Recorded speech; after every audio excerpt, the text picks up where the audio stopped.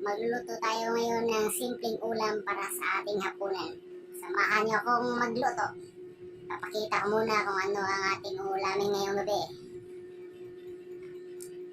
Ito lang po yun, guys.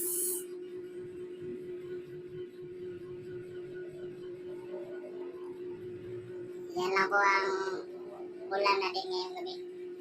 Tara, lulutuin na natin to. At yan lang po ang ating sangkap para sa ating simpleng ulam lang po.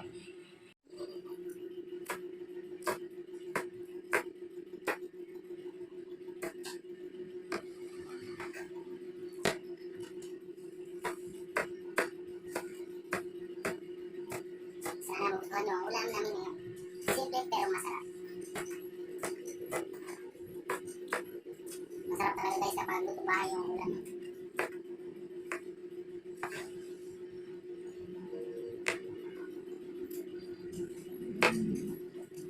Wala yung kasama ko ngayon.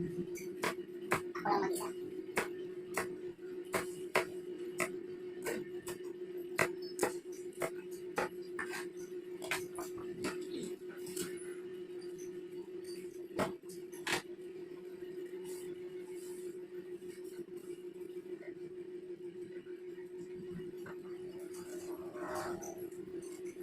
Next is luya.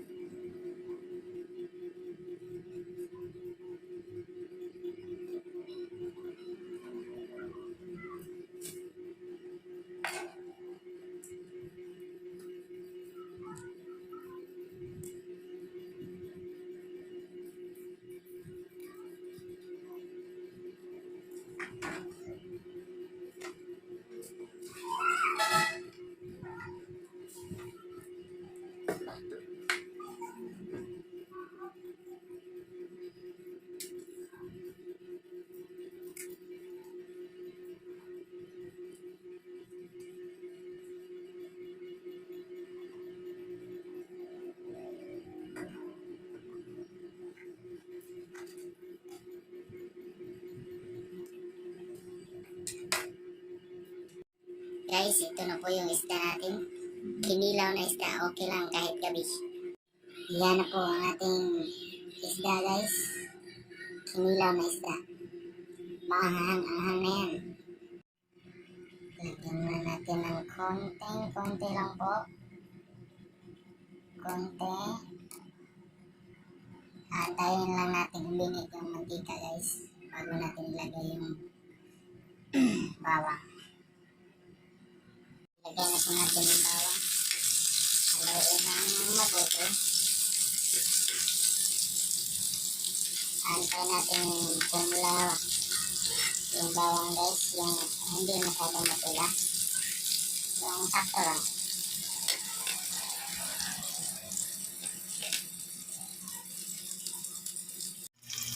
Sili naman. Iya.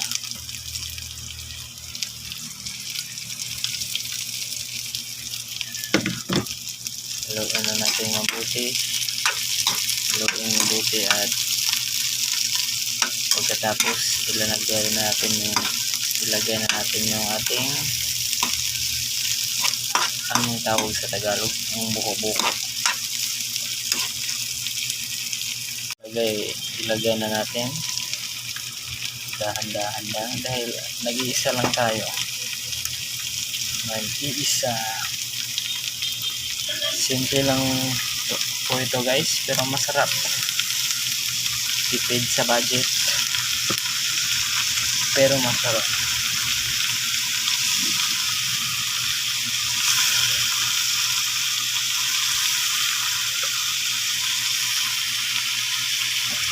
Haluin muna guys. Haluin muna bago natin takpan.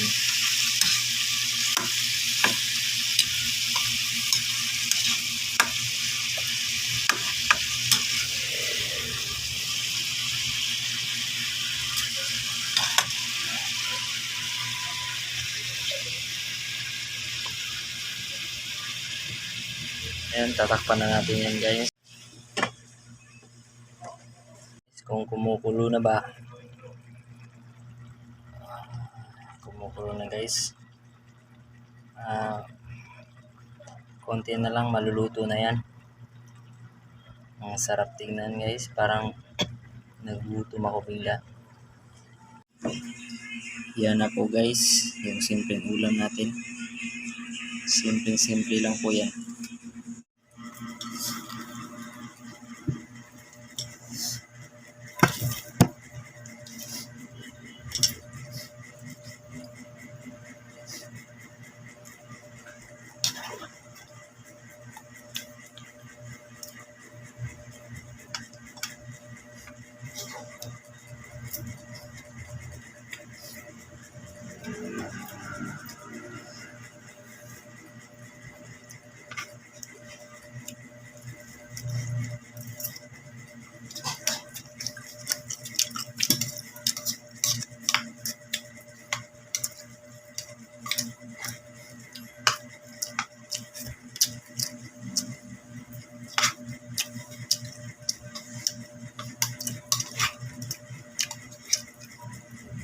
Mira.